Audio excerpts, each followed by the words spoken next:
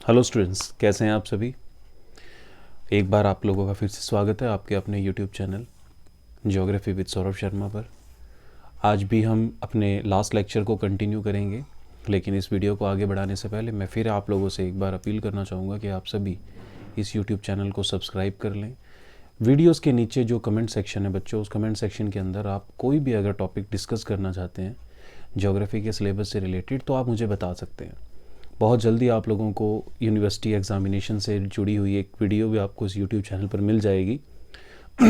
मेरी एक अपील आप लोगों से ये भी है बच्चों कि इस चैनल को आप उन स्टूडेंट्स तक ज़रूर फॉरवर्ड कर दें जो कॉलेज से पास आउट हो चुके हैं, यानी कि एक्स स्टूडेंट्स हैं, क्योंकि जो यूनिवर्सिटी का नोटिफिकेशन आने वाला है उसके अंदर बहुत सारी चीज़ें जो हैं वो पास आउट स्टूडेंट्स के लिए भी होने वाली हैं।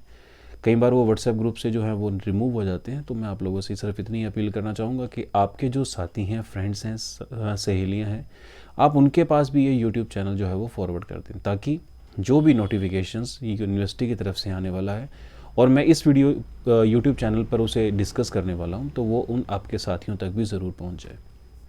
तो चलिए विदाउट टाइम वेस्ट किए हम डिस्कस करते हैं हमारे अगले टॉपिक को, जो कि है सैलिनिटी।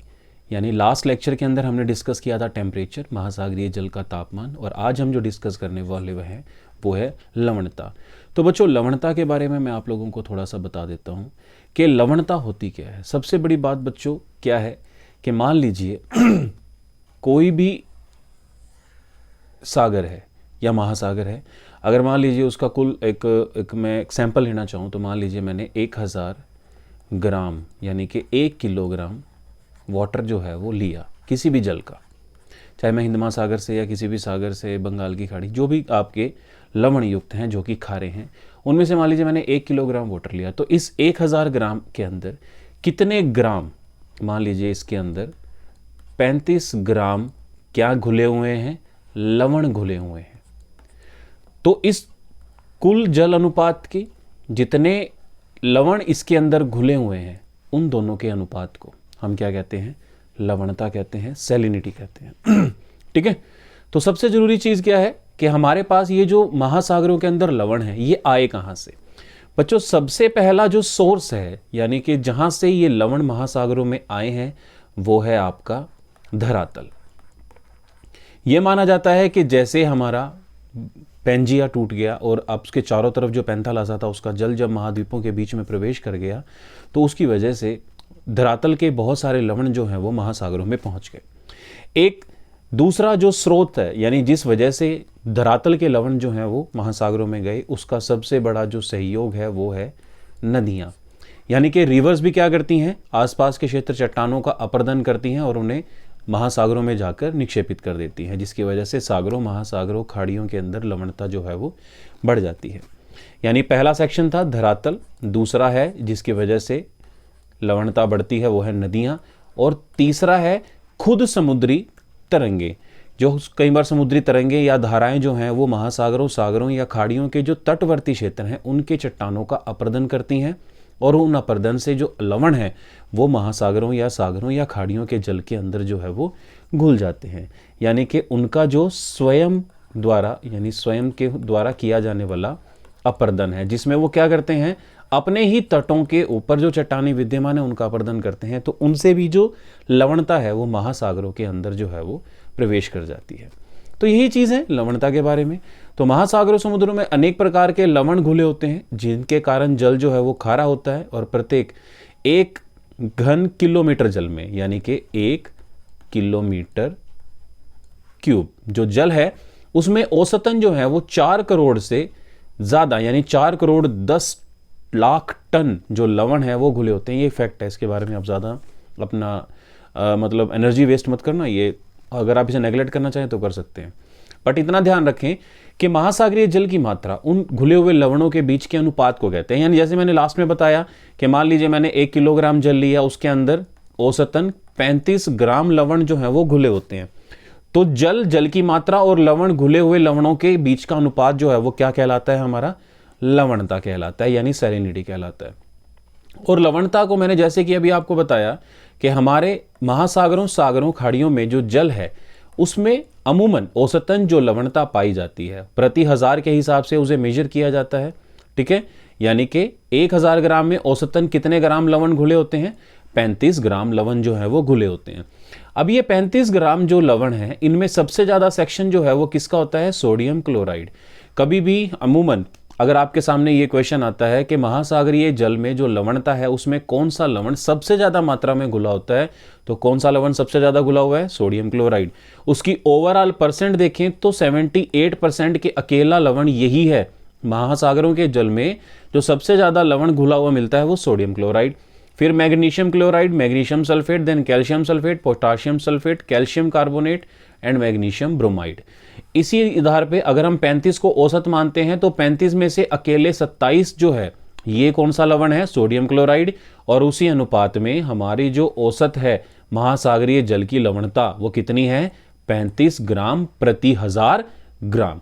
तो इसको लिखने का जो तरीका होता है बच्चों वो कुछ ऐसे लिखा जाता है, क्योंकि परसेंट में सिंगल जीरो होती है और परसेंट का मतलब होता है 100।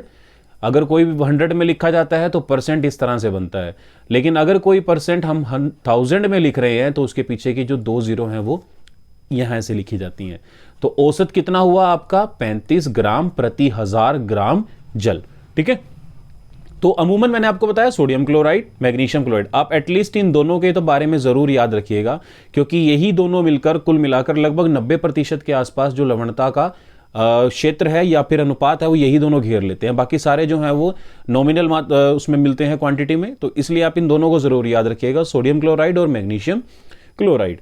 तो समुद्री जल में लवणता की कुल मात्रा भिन्नता पाई जाती है और मुख्य लवणों का जो सापेक्षिक अनुपात है लगभग जो है वो स्थिर रहता है। जैसे कि मैंने बताया 35 में अगर कुल 35 का औसत है तो 35 में इस पर अनुपात में ये मिलते हैं। अगर ये बढ़कर 35 से 50 हो जाए तब भी इसी अनुपात में रहेंगे, लेकिन अगर ये 35 से घटकर 30 हो जाए तब भी इसी अनुपात में, यानी कि जो सापेक्षिक अनुपात है वो सेम बना रहता है। ठीक है, फिर आते हैं इसके बाद महासागरों की लवणता की उत्पत्ति के कारण कौन कौन से हैं। बच्चों मैं जो छोटे छोटे रिलेशन आप लोगों को समझाऊंगा आप उसे आराम से समझिएगा, ज्यादा जल्दबाजी मुझे नहीं है ना ही आप लोगों को है। तो महासागरों में जो लवणता है उसकी उत्पत्ति कैसे होती है? जैसे कि मैंने बताया कि सागरों, महासागरों, खाड़ियों के अंदर जो लवणता है उस लवणता का जो मुख्य सोर्स है वो क्या होता है? हमारा धरातल होता है। ठीक है, अमूमन यह माना जाता है कि जब महासागरों का निर्माण हुआ, महासागरों का निर्माण कब हुआ? जब पेंजिया टूटा। पेंजिया टूटा तो उसके चारों तरफ जो पैंथालासा था उसका जल महासागरों यानी महाद्वीपों के बीच में प्रवेश कर गया और हमारे महासागरों का निर्माण हुआ। कुछ विद्वानों का ऐसा मत है, लेकिन कुछ विद्वान ऐसे मानते हैं कि जब हमारा पृथ्वी की उत्पत्ति हुई तब इतनी तेज, इतने लंबे समय के लिए वर्षा हुई कि महासागरों का निर्माण हुआ। तो इसके बारे में जो एक द्वंद्व है उसके बारे में हम बात नहीं करेंगे, बट इन शॉर्ट मेरा ऐसा एक मानना है और जहां से मैंने पढ़ा है वो यही है कि जो हमारे पेंजिया महाद्वीप जो था, एक स्थलखंड ज्यादा वो टूटा तो पैंथालासा का जल उसके महाद्वीपों के बीच में प्रवेश कर गया। और क्योंकि प्रशांत महासागर पैंथालासा का ही अवशेष माना जाता है, इस वजह से मैं इस चीज को आपस में कोरिलेट करता हूं। ठीक है बच्चों, तो महासागरों का निर्माण कब हुआ? जब पृथ्वी की उत्पत्ति हुई। शायद उसी समय अधिकांश लवण जो है वो जल में घुल गए। जर्नल सी बात जो ये समझा रहा है, क्योंकि उस समय जब विखंडन हुआ उस विखंडन के साथ ही वो जो लवण थे वो जल में घुलते चले गए। फिर बाद में जो स्थल पर बहने वाली नदियां थी इन्होंने भी थोड़ा सा उसको सहयोग देना शुरू करा। नदियां क्या करती हैं? अपरदन करती हैं और अंत में जाकर सागरों, महासागरों, खाड़ियों में जाकर उसे निक्षेपित कर देती हैं। तो लवणों को धरातल से महासागरों, खाड़ियों या सागरों तक लाने का काम किसने किया? नदियों ने। और उसमें से लवण, नमक या नमक जो है इसकी मात्रा की बढ़ोतरी जो है वो जल के अंदर होने लगी। नदियां क्या करती हैं? समुद्री तरंगों भी चट्टाने को आपस में अपरदन करती हैं। जैसे कि मैंने अभी आपको बताया कि समुद्री तरंगें भी तटवर्ती क्षेत्रों की चट्टानों का अपरदन करती हैं, जिसमें पाए जाने लवण कहाँ में, किस में घुल जाते हैं? समुद्र के जल में। 3 ही कारण बताए मैंने, धरातल, नदियां और फिर स्वयं द्वारा किया जाने वाला अपरदन। ठीक है, जिसके कारण हमारा जो सागरीय लवणता है वो बढ़ती है।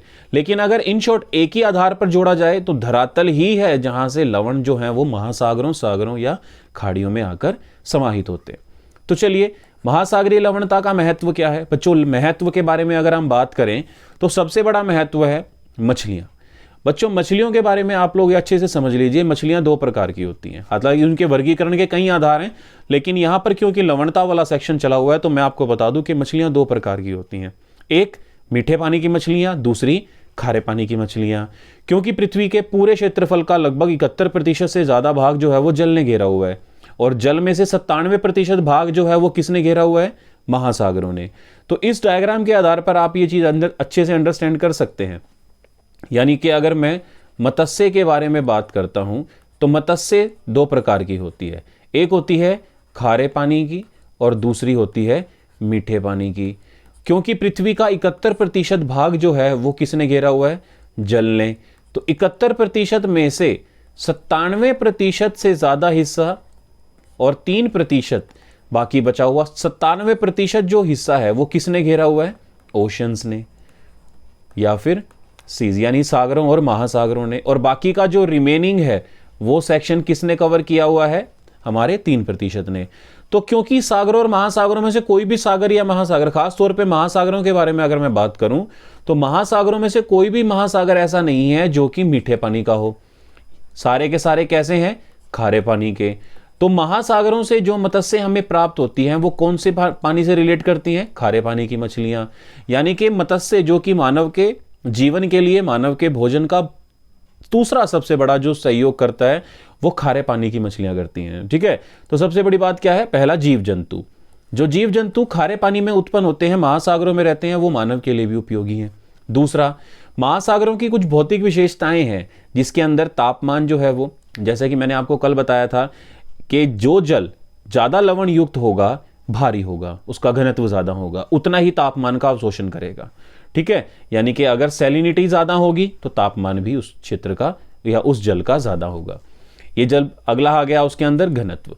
तो एक एक रिलेशन जो है उसके बारे में तो हम डिस्कस करते हुए चलते हैं कि अगर सैलिनिटी ज्यादा होगी, ठीक है, तो उस जल का टेम्परेचर भी ज्यादा होगा, पहला रिलेशन। दूसरा, अगर किसी जल में सैलिनिटी ज्यादा होगी तो उस जल की डेंसिटी भी ज्यादा होगी। और अगर किसी जल में सैलिनिटी ज्यादा है, डेंसिटी ज्यादा है, तो उसका प्रेशर भी उतना ही ज्यादा होगा। ठीक है बच्चों, ये चीजें हैं बहुत सिंपल सी, हमने कल भी डिस्कस की हैं तापमान से जुड़े हुए सेक्शन में, कि तापमान, घनत्व, दबाव और धाराएं भी इसी प्रकार से प्रभावित होती हैं। समुद्रों का जो हिमांक है, यानी कि जो जमाव होता है, कि जो जमाव बिंदु है, हिमांक बिंदु है, वो भी कहीं ना कहीं हमारा खारे पानी के साथ सीधा जुड़ा हुआ है। एक चीज यहां पर फिर मैं आपको बता देता हूं, जो अगला रिलेशन है सैलिनिटी। ये रिलेशंस बच्चों आप जरूर लिख लेना। सैलिनिटी का डायरेक्ट रिलेशन है फ्रीजिंग पॉइंट के साथ, फ्रीजिंग पॉइंट के साथ। ठीक है, और सैलिनिटी का ही डायरेक्ट रिलेशन है बॉइलिंग पॉइंट के साथ। इसका मतलब अगर सैलिनिटी ज्यादा होगी किसी क्षेत्र में या किसी जल में, अगर लवणता ज्यादा है तो वो जो जल है वो देर से जमेगा। इसका मतलब अगर लवणता ज्यादा है तो उसका बॉइलिंग पॉइंट भी ज्यादा होगा, यानी वो बहुत देर में गर्म होगा। तो यानी कि जो ज्यादा लवण युक्त जल होगा उसका हमारा फ्रीजिंग पॉइंट यानी कि हिमांक बिंदु भी उस लवणता पर निर्भर करता है। अधिक खारा जल जो है वो देर से जमता है। ठीक है, और इसके अलावा उसका उबाल बिंदु भी सामान्य से ऊंचा होता है, यानी कि अगर लवणता ज्यादा होगी वो उबलेगा भी देर में। यानी जो एक जल की विशिष्ट ऊष्मा का गुण है ना, वो लवणता के कारण ही है, क्योंकि अगर लवण युक्त होता है तो वो देर में गर्म होता है, यानी देर में उबलता है और देर में ही जमता है। इन दोनों सिचुएशन से वो लगभग सामान्य बना रहता है। ठीक है, ये दोनों चीजें जो हैं वो आप अंडरस्टूड कीजिएगा, अपने बुक से भी पढ़िएगा, और नहीं समझ में आएगा तो उसको हम डिस्कस दोबारा भी करेंगे। अधिक लवण युक्त समुद्रों में वाष्पीकरण न्यूनतम होता है। यदि अगर अधिक लवण युक्त होगा तो उसका वाष्पीकरण जो है वो कम होगा। ये सारे पॉजिटिव हैं, लेकिन उसके अलावा अगर सैलिनिटी का रिलेशन देखा जाए इवेपोरेशन के साथ तो वो कैसा है? इनवर्स रिलेशन है, कि अगर सैलिनिटी ज्यादा होगी तो इवेपोरेशन कम होगा। बच्चों समझ लेना बहुत अच्छे से इस फैक्ट को। लेकिन अगर इवेपोरेशन ज्यादा हुआ तो सैलिनिटी कम हो जाएगी। अपोजिट हो जाता है कि अगर सैलिनिटी का इवेपोरेशन के साथ संबंध दिखे, यानी कि एक कंट्रोलिंग फैक्टर अगर सैलिनिटी है तो इवेपोरेशन का उल्टा संबंध होगा। अगर कंट्रोलिंग जो फैक्टर है इवेपोरेशन है, तो सैलिनिटी का उसके साथ डायरेक्ट रिलेशन होगा। एक बढ़ेगा तो दूसरा बढ़ेगा, एक घटेगा तो दूसरा भी घट जाएगा। यहाँ पर क्या है, अधिक लवण युक्त समुद्री जल जो है उसका वाष्पीकरण न्यूनतम होता है, यानी कि महासागरों से बहुत ज़्यादा मात्रा में वाष्पीकरण नहीं होता। समुद्रों में लवणता की अधिक मात्रा का जो है वो घनत्व भी बढ़ा देती है, जैसे कि मैंने बताया कि सैलिनिटी का डायरेक्ट रिलेशन है डेंसिटी के साथ। इसी प्रकार समुद्री जल संपीड़नात्मक, मत्स्य, सागरीय जीव व प्लैंकटन आदि भी लवणता के ऊपर भी काफ़ी हद तक डिपेंड करते हैं। बहुत सारे जीव जंतु ऐसे हैं जो मीठे पानी में जीवित रहते हैं, बहुत सारे ऐसे हैं जो कि खारे पानी में जीवित रहते हैं। तो दोनों ही सिचुएशन के अंदर ये चीज़ आप अंडरस्टूड करके चलेंगे कि अगर लवणता कम हो तब भी नुकसानदायक है, कई बार क्षेत्रों में लवणता ज़्यादा हो तो भी नुकसानदायक है। ये एक बैलेंस होना बहुत ज़रूरी है। फिर आते हैं महासागरीय लवणता को प्रभावित करने वाले कारक कौन कौन से हैं, फैक्टर कौन कौन से हैं, यानी कि अगर किसी क्षेत्र में लवणता ज़्यादा है तो कौन कौन से कारक हैं उसके पीछे, अगर लवणता कम है तो कौन कौन से कारक हैं। बच्चों एक चीज आप अच्छे से समझ लीजिए कि किसी भी क्षेत्र के अंदर लवणता को कम करने का सबसे पहला प्रमुख कारक जो है ना वो है स्वच्छ और मीठा पानी। जैसे कि आपने एक गिलास लो, उसके अंदर आपने नमक घोल दिया, अगर नमक उसके अंदर ज्यादा घुल गया तो उसको ठीक करने का दूसरा रास्ता क्या है, उसके अंदर नॉर्मल पानी मिला दिया जाए, क्योंकि पानी की क्वांटिटी बढ़ जाएगी और लवण की मात्रा अगर नहीं बढ़ाई जाएगी तो लवणता कम हो जाएगी। अंडरस्टूड है, आप अच्छे से समझते हैं। यानी मीठे जल की आपूर्ति जो है वो लवणता को कम करने का काम करती है। लेकिन मीठा जल आता कहां से है, कौन कौन से कारक ऐसे हैं जिसकी वजह से मीठा जल जो है वो प्राप्त होता है। सबसे पहला जो सोर्स है मीठे जल का वो है हमारी वर्षा। ठीक है, यानी वर्षा होगी, क्योंकि आसमान से तो नमक नहीं बरस रहा है। अगर बादलों से वर्षा आएगी तो वो किस प्रकार की होगी, मीठा हो। ठीक है, ऐसा क्षेत्र जहां पर वर्षा ज्यादा होती है वहां पर खारापन जो है वो कम हो जाएगा। पहली बात, बहुत सारे पॉइंट्स आगे आएंगे लेकिन यहां से डिस्कस करते चलते हैं। जैसे ही वर्षा की मात्रा, जैसे भूमध्य रेखीय क्षेत्र है, अब भूमध्य रेखीय क्षेत्र पे अगर वर्षा की मात्रा ज्यादा है तो लवणता कम होगी। पश्चिमी जो पछुआ पवनें हैं जो वो पश्चिमी क्षेत्र पर वर्षा करती हैं तो पश्चिमी क्षेत्र पर लवणता कम होगी। सन्मार्गी पवनें जब पूर्वी क्षेत्र पर वर्षा करती हैं तो पूर्वी क्षेत्र पर जो लवणता है वो कम होगी। क्लियर है। दूसरा जो है मीठे पानी के बड़ी नदियां, यानी जो नदियां हैं, रिवर्स हैं, वो मीठे पानी का जो एक मुख्य सोर्स है जो कि महासागरों या सागरों या खाड़ियों के अंदर डालती हैं। मान लीजिए आप गंगा नदी के बारे में बात करें जो कि आपके उत्तराखंड के आसपास से आगे बढ़ती है और बंगाल की खाड़ी में जाकर गिरती है, तो बंगाल की खाड़ी में जहां पर गिरती है गंगा नदी का पानी जो है वो हम अच्छे हैं, आराम से यू कंज्यूमेबल है, मीठा जल है। जब वो गंगा नदी का जल जाएगा बंगाल की खाड़ी में तो उस क्षेत्र की लवणता को कम कर देगा। ठीक है, इन दोनों फैक्टर्स के अलावा जो तीसरा प्रमुख कारण है जो मीठे जल की उपलब्धता करवाता है वो है आइस का, यानी बर्फ का पिघलना। क्योंकि अगर लवणता ज्यादा होगी तो वो बर्फ नहीं जमेगी। जैसे मैंने पहले बताया ना कि लवणता का, सैलिनिटी का रिलेशन है किसके साथ, फ्रीजिंग पॉइंट के साथ। लवणता जितनी ज्यादा होगी उतनी ही देर में जमेगी, यानी अगर वो जम जल्दी गई है तो उसका मतलब लवणता उसमें कम है। ठीक है, एक बढ़ेगा दूसरा बढ़ेगा, तो एक घटेगा तो दूसरा भी घट जाएगा। अब बहुत सारे क्षेत्र ऐसे हैं पृथ्वी के ऊपर जो कि आइस कवर्ड हैं, जब वो पिघलते हैं या बर्फ के टुकड़े महासागरों, सागरों या झीलों या तालाबों में या फिर खाड़ियों में जाकर गिरते हैं तो उन क्षेत्र की लवणताओं को कम कर देते हैं। तो ये चीज़ है बच्चों, समझ रहे हो ना आप मेरी बात। मीठा जल क्या करेगा, लवणता को गिराएगा, और आएगा कहाँ से, वर्षा, नदियों और बर्फ के पिघलने से। तो इन तीनों सोर्स से हमारे पास क्या आता है, मीठा जल आते हैं। क्या है, यदि समुद्रों में स्वच्छ जल लगातार आता रहेगा तो वहां के जल के खारापन की मात्रा को कम कर देंगे। मैंने बताया कि गिलास के अंदर नमक डल गया ज्यादा तो उसमें मीठा पानी मिला दो, नॉर्मल पानी मिला दो, तो क्या हो जाएगा, लवणता कम हो जाएगी। मीठा या स्वच्छ जल की आपूर्ति कहां से होती है, वर्षा, नदियां और हिम के पिघलने से। चलिए आगे आते हैं वाष्पन, यानी कि इवेपोरेशन। जल के भाप बनने की क्रिया, यानी कि अगर लिक्विड गैस में कन्वर्ट हो रहा है, एक लाइन के अंदर वाष्पीकरण कहलाता है। वाष्पन तापमान, वायु की शुष्कता और मेघों पर निर्भर करता है। हम अच्छे से जानते हैं कि अगर तापमान ज्यादा होगा तो वाष्पीकरण ज्यादा होगा। अगर वायु शुष्क होगी, शुष्क मतलब ठंडी वायु, तो वाष्पीकरण जो है वो कम होगी। लेकिन अगर गर्म है और वो खाली है तब उसके अंदर वाष्पीकरण ग्रहण करने की क्षमता ज्यादा होगी। अगर बादल होंगे तो सूर्य का प्रकाश पृथ्वी तक नहीं पहुंचेगा, सूर्य तप की प्राप्ति कम होगी, वाष्पीकरण कम होगा। लेकिन अगर क्लियर स्काई होगा, बादल नहीं होंगे, तो क्या होगा, सूर्य से आने वाला सौर विकिरण हमारे पृथ्वी तक ज्यादा पहुंचेगा, ज़्यादा वाष्पीकरण होगा। एक चीज़ ये आप समझिए किस प्रकार से कि तापमान, चलिए इनको भी मैं एक बार समझा देता हूँ कि टेम्परेचर का डायरेक्ट रिलेशन है इवेपोरेशन के साथ, ठीक है। उसके अलावा अगर मैं क्लाउड का बताऊं तो क्लाउड का इन्वर्स रिलेशन है इवेपोरेशन के साथ। इसका मतलब अगर बादल ज्यादा होंगे वाष्पीकरण कम होगा, ठीक है, समझ लेना ये, क्योंकि आगे जो आएंगे ना क्षेत्र उसके अंदर ये सारे ही कारण आएंगे। और जो तीसरा फैक्टर था जिसकी वजह से हमारा वाष्पीकरण जो है प्रभावित हो रहा है वो क्या था, वायु की शुष्कता। अगर वायु ठंडी है तो वो वैसे ही संकुचित हो जाती है, ठीक है, लेकिन अगर वायु गर्म है और जलवाष्प से खाली है तो वाष्पीकरण बढ़ा देगी। सिंपल है, ज्यादा परेशान मत होना। देखो एक चीज मैं समझा देता हूं, ये हालांकि उसके अंदर समझाया हुआ है मैंने।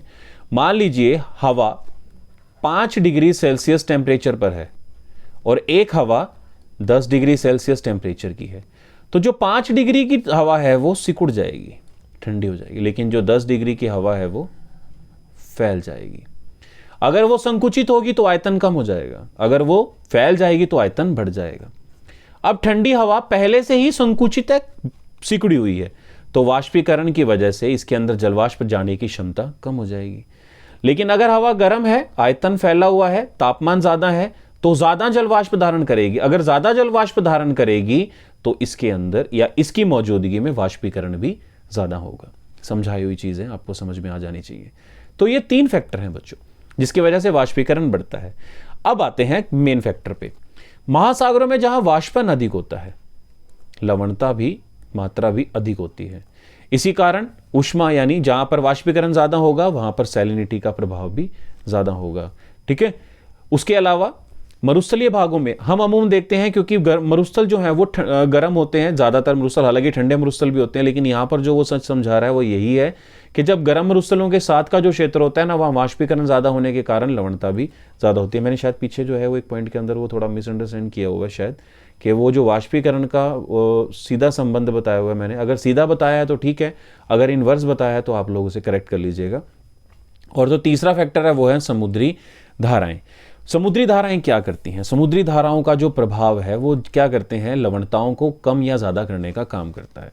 मान लीजिए भूमध्य रेखीय क्षेत्र के ऊपर बात करते हैं। अगर हम 0 डिग्री भूमध्य रेखीय क्षेत्र के बारे में बात करें तो अमेजन बेसिन, जायरे बेसिन और कांगो बेसिन, ये 3 क्षेत्र ऐसे हैं जहां पर बादल पाए जाते हैं, ठीक है। और यदि यहाँ पे, क्योंकि ये तीनों नदी बेसिन है, तो ये क्या करती हैं, नदियां मीठे पानी के जल की आपूर्ति यहाँ पर कर देती हैं। दूसरा, यहाँ पर वाष्पीकरण ज़्यादा होता है, बादल बनते हैं तो लवणता कम है। लेकिन मान लीजिए जलधाराएं बहती हैं, वो जलधारा इस नदी क्षेत्र के मीठे पानी के जल को ए पॉइंट पे लाकर ड्रॉप कर देती हैं। यहाँ पे हो सकता है मान लो लवणता 35 है, लेकिन यहाँ की लवणता हो सकता है 20 है। तो ये जलधाराएं क्या करेंगी, इस 20 यानी कि इस कांगो बेसिन के क्षेत्र से जल को लाकर कहां डाल देंगी, ए पॉइंट पे, जिसकी वजह से जो लवणता 35 है ये घटकर 30 भी हो सकती है, 25 भी हो सकती है। अगर मान लीजिए यहाँ की लवणता कम हो गई तो यहाँ से ये जल को लेकर आगे बढ़ेंगी। यदि यहाँ से मीठे पानी को इकट्ठा ले लिया और बी पॉइंट पे जाकर डंप कर दिया, तो मान लीजिए यहाँ पहले ही लवणता 30 है, तो हो सकता है इसकी लवणता गिरकर 15 आ जाए। लेकिन इसके विपरीत में यदि कोई भी जलधारा किसी खारे पानी को लेकर आगे बढ़ रही है और मीठे पानी वाले क्षेत्र में लाकर उसे छोड़ देती है, तो वो खारा पानी मीठे पानी के अंदर लवणता को क्या कर देगा, बढ़ा देगा। बस यही चीज आपको समझनी है कि अमूमन जो है वो धाराएं भी कहीं ना कहीं लवणताओं को प्रभावित करती हैं। धाराएं महासागरों के जल को एक स्थान से दूसरे स्थान पर लेकर जाती हैं। इससे खारेपन की मात्रा भी बदलती है। उदाहरण के रूप में अगर भूमध्य रेखीय गर्म क्षेत्र की महाद्वीप के बीच के पश्चिमी क्षेत्र के लवण के बारे में अगर हम बात करें तो पूर्वी तटों पर पहुंचकर वहां की लवणता को वो बढ़ा देता है, जैसे कि मैंने बताया। फिर गल्फ स्ट्रीम की गर्म जलधारा जो है वो क्या करती है, तापमान को, लवणता को बढ़ा देती है। लेकिन लेब्राडोर की ठंडी, क्योंकि वो बर्फ से युक्त है, बर्फ के पिघलने से आई है, इसका मतलब वो क्या करेगी, लवणता को घटा देगी। अगर गर्म जलधारा है तो वो क्या करेगी, तब वाष्पीकरण बढ़ा देगी। अगर वाष्पीकरण बढ़ जाएगा तो वाष्पीकरण बढ़ता है तो सैलिनिटी भी बढ़ जाती है। ये चीज आप समझ लीजिए, ठीक है। तो ये आपस के रिलेशंस हैं, क्योंकि ये रिलेशंस ही पूरे चैप्टर का आधार है। तो आते हैं अब, क्योंकि हमारा मेन कंटेंट तो खत्म हो चुका है, अब आते हैं उसका मैप के ऊपर सेक्शन कि उसका क्षैतिज वितरण। बच्चों क्षैतिज वितरण मैंने कल भी आपको बताया था, जब भी आपके सामने एक शब्द आए क्षैतिज वितरण, तो आंख बंद कीजिएगा, समझ लीजिएगा कि वो या तो भूमध्य रेखा से ध्रुवों की ओर जाने वाला है या फिर किसी ना किसी दूसरे अक्षांश पर उसका वितरण प्रदर्शित करेगा। सबसे पहला जो वितरण का कारक है वो है, या क्षेत्र जो है वो है कर्क और मकर रेखा। कर्क और मकर रेखा जो है वो आयन वृत्त कहलाते हैं। आयन वृत्त का मतलब कि 0 से 23.5 डिग्री उत्तर, 23.5 डिग्री दक्षिण, वो क्षेत्र जहां पर सूर्य की किरणें सीधी पड़ती हैं उसे ट्रॉपिक्स बोलते हैं, आयन वृत्त बोलते हैं। अब आते हैं कर्क व मकर रेखा पर। जो लवणता है वो क्या है? कम वर्षा होती है, क्योंकि भूमध्य रेखा पर तो वर्षा ज्यादा है, लेकिन कर्क रेखा के कारण जो है कर्क रेखा पर वर्षा की मात्रा जो है वो कम है। अब इस क्षेत्र में क्या है? लवणता अधिक होती है। किस क्षेत्र में? कर्क रेखा या मकर रेखा में जो लवणता है वो सर्वाधिक पाई जाती है। उसका कारण है क्योंकि यहां पर वर्षा कम है। अगर वर्षा कम है तो मीठे पानी की आपूर्ति कम होगी। नदियों की संख्या कम है। अगर नदियों की संख्या कम है तो मीठे पानी को लाने वाली नदियां पानी ही कहां डालेंगी? ठीक है। उसके अलावा आकार भी छोटा है। नदियां हैं छोटी, वो सागरों, महासागरों, खाड़ियों तक नहीं पहुंचती, ज्यादातर महाद्वीपों के आंतरिक भागों में ही लुप्त हो जाती हैं। दो कारक, पहला वर्षा कम है, वर्षा कम होगा तो क्या होगी? लवणता ज्यादा होगी, क्योंकि मीठा पानी नहीं पहुंचा। नदियों की संख्या कम है, जितनी भी हैं वो वैसे ही छोटी हैं, तो वो भी क्या करती हैं? मीठे पानी की आपूर्ति सागरों में नहीं कर पाती। ये नदियां स्वच्छ व मीठे पानी की आपूर्ति कम कर पाती हैं। और इसके अतिरिक्त इन अयन वृत्तों का मैंने अभी बता दिया कि 0 से 23.5 डिग्री उत्तर और 23.5 डिग्री दक्षिण, ये वो क्षेत्र हैं जहां पर सूर्य की किरणें सारा साल सीधी पड़ती हैं। इन्हीं सूर्य की लंबवत जो किरणें हैं उनके कारण इसे अयन वृत्त या ट्रॉपिक्स कहा जाता है।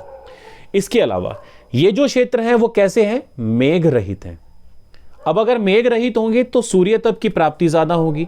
अगर सूर्य तप की प्राप्ति ज्यादा होगी तो फिर क्या होगा?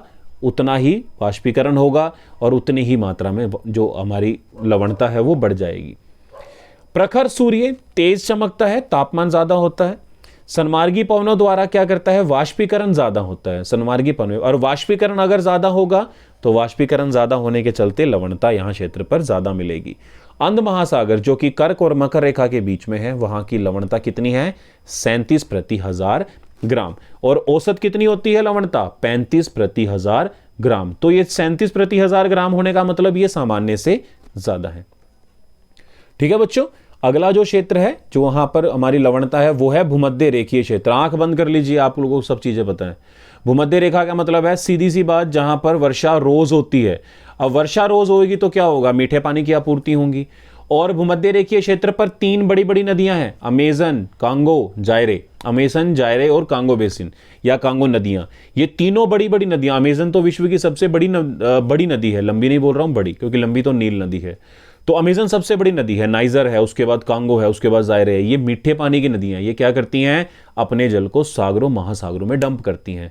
अब सागरों महासागरों में इतनी बड़ी नदियां आकर गिरेंगी तो क्या होगा? लवणता कम होगी, पहली बात, राइट। दूसरा, भूमध्य रेखीय क्षेत्र के अंदर वर्षा रोज होती है। अब वर्षा रोज होगी तो मीठे पानी की आपूर्ति हो जाएगी। मीठे पानी की आपूर्ति हो जाएगी तो सैलिनिटी कम हो जाएगी। यहां पर सैलिनिटी कम होने का पहला कारण क्या है? रिवर्स हैं, रिवर्स यहां पर ज्यादा है। उसके अलावा रेनफॉल भी ज्यादा है। और तीसरा सबसे मेन कारण बच्चों, देखो हमने क्लाइमेटोलॉजी में पढ़ा था कि भूमध्य रेखीय क्षेत्र पर 3 ऐसे क्षेत्र हैं, अमेजन, जायरे, कांगो, और यहां पर नाइजर भी दिया हुआ है। ये तीनों नदी बेसिन जो है वो क्लाउडी एरियाज हैं। पूरे भूमध्य रेखा पे क्लाउड नहीं होते हैं, लेकिन इन 3 क्षेत्रों में क्लाउड ज्यादा होते हैं। इन तीनों क्षेत्रों में क्लाउड यानी कि बादलों की उपस्थिति के ज्यादा होने के चलते क्या होता है? तापमान जो है वो कम रहता है। सूर्य तप की प्राप्ति कम, तापमान कम। अगर तापमान कम तो वाष्पीकरण कम, वाष्पीकरण कम तो लवणता कम। बस इतनी सी बात है। चलिए, भूमध्य रेखीय क्षेत्र पर जो लवणता है वो काफी कम मिलती है, और कम होने का जो मुख्य कारण है मैंने अभी आपको बताया। इसके अलावा यहां पर मेघाच्छित आकाश, जैसा कि मैंने बताया ना कि अमेजन, जायरे और कांगो बेसिन पे बादल छाए रहते हैं, जिसकी वजह से सूर्य तप की प्राप्ति कम होती है। उसके अलावा जो सापेक्षिक आर्द्रता है वो इतनी ज्यादा होती है, क्योंकि वाष्पीकरण ज्यादा होता है, सापेक्षिक आर्द्रता ज्यादा होती है। सॉरी, अगर यहां पर सापेक्षिक आर्द्रता ज्यादा रहती है, सापेक्षिक आर्द्रता यदि ज्यादा रहेगी तो उसका मतलब क्या है कि हवा के अंदर जलवाष्प जाने की क्षमता ही नहीं है, एक्सेप्ट करने की क्षमता ही नहीं है। अब मैं एक बार सापेक्षिक आर्द्रता भी आपको बता देता हूं।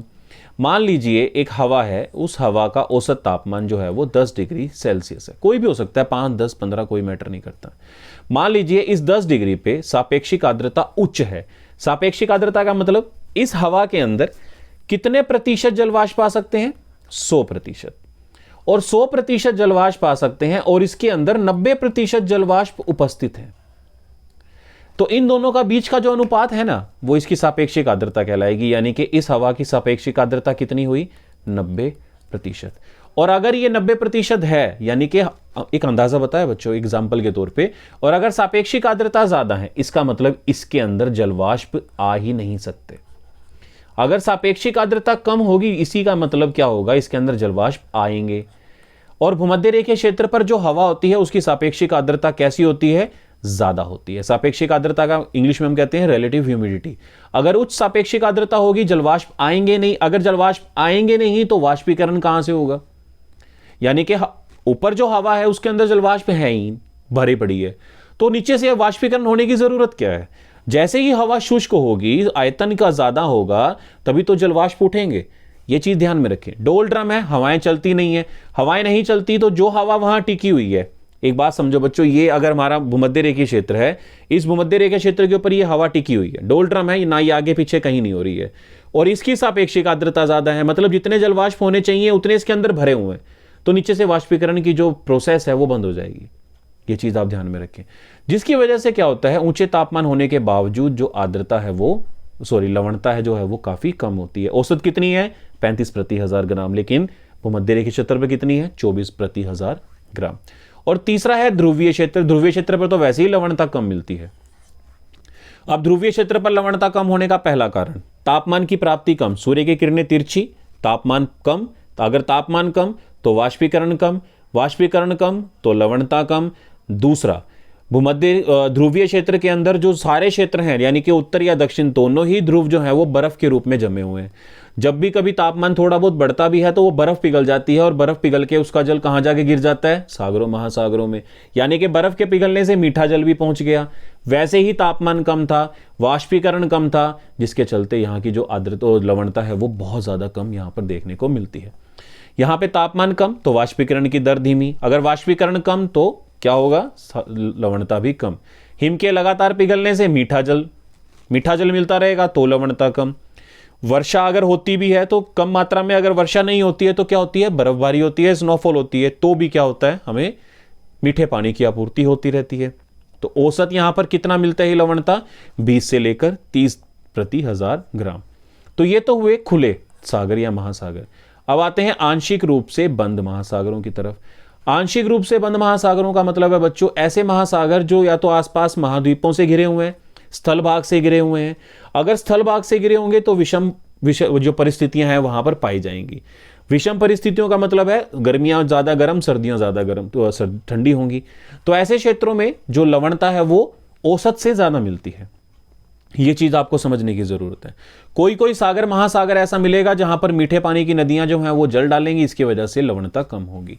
सबसे पहला जो क्षेत्र है वो है भूमध्य सागर, लाल सागर और फारस की खाड़ी। यहां पर लवणता जो है वो 40 प्रति 1000 ग्राम के आसपास है। इसका कारण है गर्मी की ऋतु, शुष्क ऋतु के प्रभाव से वाष्पीकरण अधिक होता है। इन क्षेत्रों में वर्षा भी कम होती है। अगर वर्षा कम होगी तो लवणता ज्यादा होगी। वाष्पीकरण क्या है?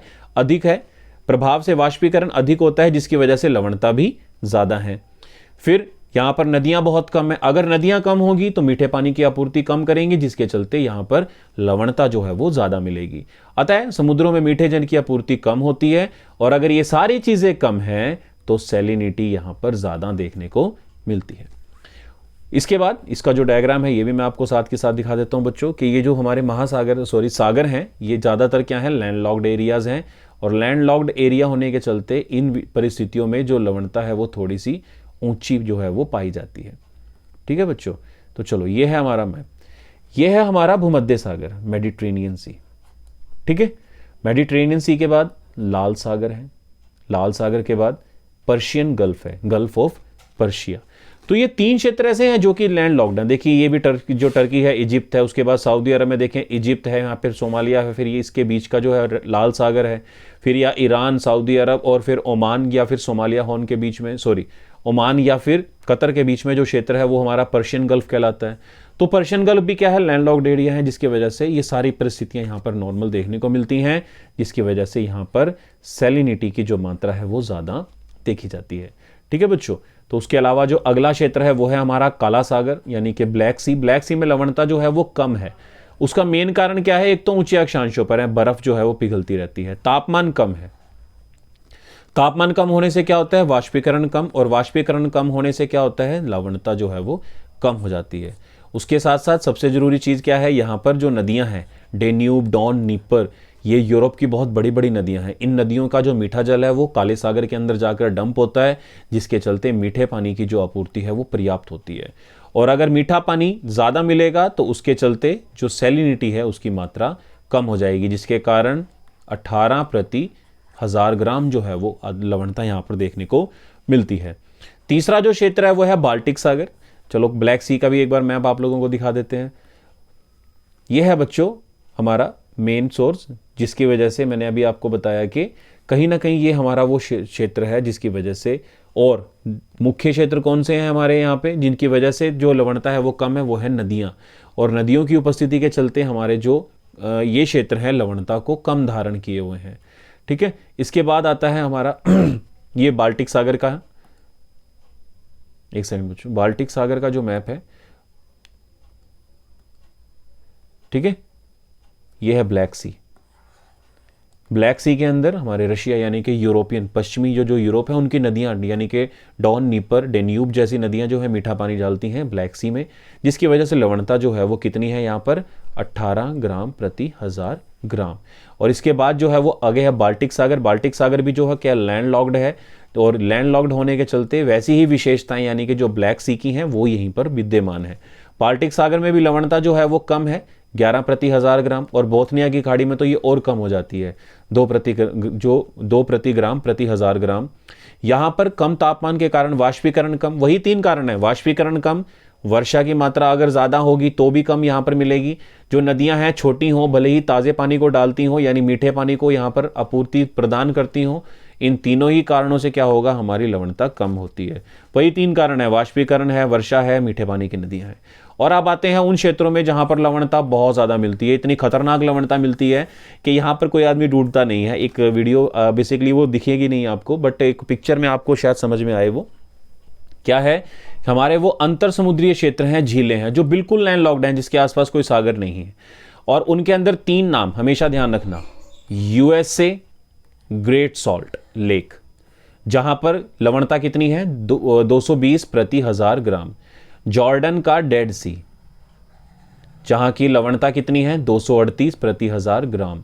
टर्की की वॉन लेक, टर्की की वॉन लेक सबसे ज़्यादा खारा जो एक क्षेत्र है पूरे पृथ्वी पे, वो टर्की का वॉन एरिया है, जहां पर 330 प्रति 1000 जो ग्राम है वो खारापन जो है वो पाया जाता है। और इतने खारे जन के कारण घनत्व इतना बढ़ जाता है कि मनुष्य वहां पर डूब ही नहीं सकता। मतलब अगर वहां पर जाकर कोई आत्महत्या करने की कोशिश करेगा तो वो क्या करेगा, बिल्कुल नहीं मर पाएगा। लेकिन हाँ, अगर वो ज़्यादा ही बेशर्म हुआ और वहाँ से बाहर नहीं निकलना चाहे तो वो गल के ज़रूर बीमारियाँ अपने साथ ले आएगा, क्योंकि लवणता इतनी ज़्यादा है शरीर को गला देगी। ठीक है, कैस्पियन सागर जो है, कैस्पियन सागर में भी वोल्गा और यूराल। कैस्पियन सागर मैं दिखाता हूँ उस पर मैप के ऊपर आपको, ये तीनों लोकेशन से एक बार आप लोगों के सामने रिप्रेजेंट करते हैं। बच्चों ये है जो आपका डेड सी है, ठीक है, इस डेड सी के अंदर लवणता जो है बहुत ज़्यादा है। फिर आता है आपका great salt lake. Great salt lake जो है वो यूएसए की है, और यूएसए की यूटाहा एक जो है वो एक स्टेट है, यूटाहा स्टेट, और यूटाहा स्टेट के अंदर जो है वो हमारी जो लेक है ग्रेट सॉल्ट लेक जो है वो विद्यमान है। इसमें भी लवणता इतनी ज़्यादा है कि यहाँ पर भी जो मनुष्य है वो डूबता नहीं है, घनत्व पानी का बहुत ज़्यादा पाया जाता है। यह है हमारा डेड सी। ठीक है, डेड सी का जो एक लोकेशन है वो जॉर्डन के अंदर है, जिसकी वजह से जो लवणता की मात्राएं सबसे ज़्यादा पाया जाता है। और ये जो देश आप ऑरेंज कलर में देख रहे हैं ये टर्की है, और इस टर्की के बिल्कुल सेंटर सेक्शन में हमारा क्या है, वॉन लेक है, जिसकी लवणता जो धारण करने की क्षमता है या लवणता जो पाई जाती है वो 330 ग्राम प्रति 1000 ग्राम पाई जाती है। इसका मतलब ये तीनों ही जो क्षेत्र हैं हमारे पृथ्वी पे वो सबसे ज़्यादा लवणता को धारण किए हुए हैं। कैस्पियन सागर की जो लवणता है वो कहीं ना कहीं कम मिलती है, उसके भी अन्य वही रीज़न है जो कि ब्लैक सी के या फिर बाल्टिक सागर के हैं। ठीक है, तो कैस्पियन सागर के बारे में भी बेसिकली वही सारी चीज़ें हैं जो हम अभी डिस्कस कर चुके हैं। This is on the Caspian sea. ये भी वही लैंड आउट कजाकिस्तान, तुर्कमेनिस्तान और इधर से हमारे रशिया के सेंटर भाग में पड़ता है। यूराल, वोल्गा जैसी नदियाँ यहाँ पर सबसे ज़्यादा प्रभावित करती हैं, मीठे पानी की आपूर्ति करती हैं, जिसके कारण जो लवणता है वो 14 से 17,000 ग्राम प्रति ग्राम के आसपास पाई जाती है। तो मुझे नहीं लगता बच्चों के इसमें कहीं भी आप लोगों को कोई डाउट रहा होगा, किसी भी तरीके का कोई क्वेश्चंस होगा, क्योंकि मैं आप लोगों के साथ ये चीज़ ऑलरेडी जो है वो पहले डिस्कस कर चुका हूँ। जब मैंने आप लोगों को क्लाइमेटोलॉजी इस बारे में समझाई थी तो इस तरीके से पढ़ाई थी कि बच्चों आप कभी भी इन पॉइंट्स को अगर यूज़ करना चाहेंगे ना तो आराम से यूज़ कर सकेंगे। दिस इज़ नॉट अब जो है वो कहीं ना कहीं नॉट अ बहुत डिफ़िकल्टी नहीं है, ईजी टू अंडरस्टैंड सेक्शन है, और यही सारे मैप के ऊपर भी आप लोगों को दिखाई देंगे। So this is all about the topic of salinity of the ocean waters. So I hope कि आप लोगों को ये वीडियो अच्छी लगी हो। अगर वीडियो अच्छी लगी होगी तो आप लोग इसे डेफिनेटली सब्सक्राइब, लाइक और कमेंट करेंगे। वीडियो के रिलेटेड अगर आपका कोई भी सजेशन हो इसके कमेंट बॉक्स के अंदर ज़रूर लिखिए। मेरी कोशिश रहेगी आप लोगों के लिए वीडियोस को और अच्छा बनाने की। बच्चों, बहुत सारे बच्चे मुझे कह रहे हैं कि सर एनिमेशन के साथ वीडियो थोड़ा और अट्रैक्टिव हो सकती है। बच्चों, अट्रैक्शन आप लोगों का मेरी स्टडी के प्रति है। मैं जानता हूँ कि मेरी क्लास के अंदर जो बच्चे होते हैं उनकी अटेंशन किस तरह से होती है, वो मेरी क्लास को किस तरह से सुनते हैं। सो मैं बहुत ज़्यादा अट्रैक्टिव की तरफ चाहूँगा तो शायद मैं क्वालिटी नहीं दे चाहूँगा। मेरा मेन मोटो क्वालिटी देने का है, और अगर मैं क्वालिटी आप लोगों तक डिलीवर कर पाऊँ यही मेरा मेन मोटो रहेगा और यही मेरी कोशिश रहेगी। तो आप उसको सजाने के प्रति कोई और सजेशन मुझे अगर देना चाहें तो वो आप लोगों के लिए सच में बड़ा वेलकम रहेगा उन सजेशंस का। सो आपके सजेशन का मैं वेट करता हूँ। Till then, thank you so much. We will meet again. Have a good day.